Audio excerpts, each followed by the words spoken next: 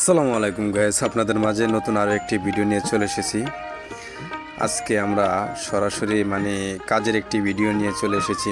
আমরা কিভাবে কাজ করি, কি পজিশনে কাজ করি দেখতে পাচ্ছেন যে আমার মাজায় মতোর বেল বান্ধা, এটা হচ্ছে সেফটি বেল। এগুলা উপরে কাজ করলে আপনার ব্যবহার করতে হয়, ইউজ করতে হয়, কারণ উপর থেকে যদি মানুষ পড়ে যায় তাহলে অ্যাক্সিডেন্টের ব্যাপার আছে। আর এটাকে বলে সেফটি বেল। এই বেলটা যদি মাজায় বেঁধে দেওয়া হয় আর রডের সাথে লাগানো থাকে তাহলে মনে করেন যে উপরের থেকে অ্যাক্সিডেন্ট হইলেও ঝুলে থাকে, দেখতে পাচ্ছেন। আমরা যারা উপরে কাজ করি সবার মাজাতেই বেল। খুব সুন্দর একটা জায়গায় আমরা কাজ করতেছি। বেলটা মতো অবশ্যই দেখতে পাচ্ছেন, খুলে ফেলেছি আপনাদের সামনে। আর উপরের মতো লোকজন আসে, ওনারাও নামতেছে মাজায় বেল বান্ধ। নিচনের মতো দেখতেই পাচ্ছেন তাবুকের কাম চলতেছে। এই জায়গায় গাড়ি দিয়ে তাবুক নিয়ে এসে এই জায়গায় স্টেক দেওয়া হচ্ছে, কারণ সকালে তাবুকালারা এসে তাবুকের লাগাবে। আর এখানে আবার তার মাঝে একটু ভিডিও শ্যুট করলাম, আমারও যে চাই আপনাদের মাঝে একটু শেয়ার করি। মাজায় বেল বান্ধা আছে দেখতে পাচ্ছেন।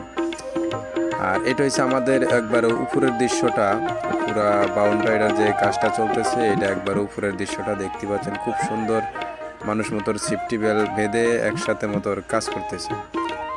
আর ওনারা মতোর নিচনে কাজ করতেছে, এটা হচ্ছে নিচনের দৃশ্য, এই দেখতে পাচ্ছেন।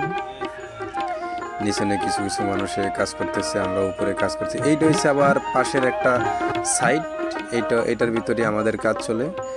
ওখানে দেখতে পাচ্ছেন দুইজন মানুষের নিচনে কাজ করতেছে খুব সুন্দরভাবে, ঠান্ডা মাথায়।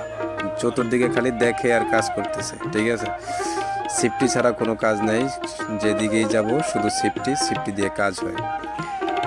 আমার মাজার মতো দেখতে পাচ্ছেন একবারে মাজায় সেফটি বেলটা একবারে বাঁধানো। আপনাদের মাঝে সরাসরি দেখিয়ে দিলাম, ঠিক আছে। এই যে আমার মাজার মতো রশিটা বাঁধা। যাই হোক, সেখান থেকে চলে এলাম একটু তাবুকের কাছে।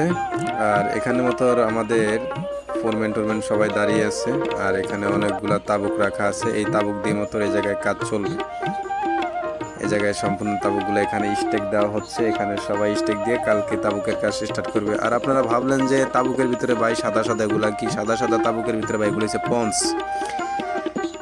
যেই কারণে পঞ্চটা দেওয়া হচ্ছে যে আপনার ভিতরের ঠান্ডাটা যেমন যে বাহিরে না যায় আর বাহিরের গরমটা যেমন যে ভিতরে না আসে।